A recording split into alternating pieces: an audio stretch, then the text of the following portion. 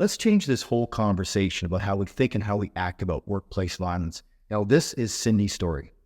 I was recently assaulted after a date went catastrophically wrong, leaving me with a bruise on my lip and bruising on my forearm.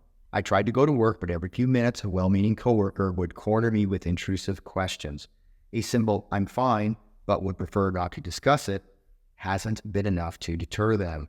Even when I repeat it firmly, they respond with things like, "I need to make sure that you're safe, but we're friends. Why don't you trust me enough to tell me?" Or, my favorite, "You can't come into the office looking like that and expect us not to ask questions." So Cindy asked for more advice from her friends. She was given some different scripts to say, but none of them worked. Here's one. Go to your manager and ask them for help to shut it down. Any decent person will understand.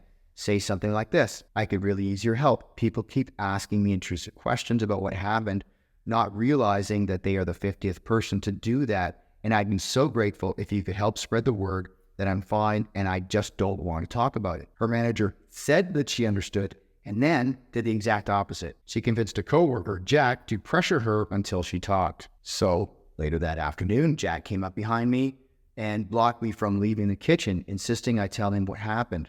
Overwhelmed, I lost it. I yelled at him, "What the do you think happened, Jack? Are the literal bite marks not enough to get the point across? I get constantly cornered and interrogated about my face. I think it's pretty clear what happened. I don't understand why you think this is any of your business. I am traumatized." Hysterically sobbing, I walked to my desk, grabbed my keys, and left. Life after insult, it can be just chaos.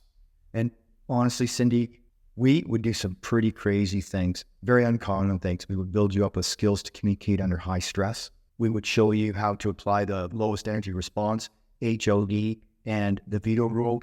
Another tool we would use would be what we call naming the demon. But let's take the temperature out there. Like, what do you think? If you were Cindy, what would you do?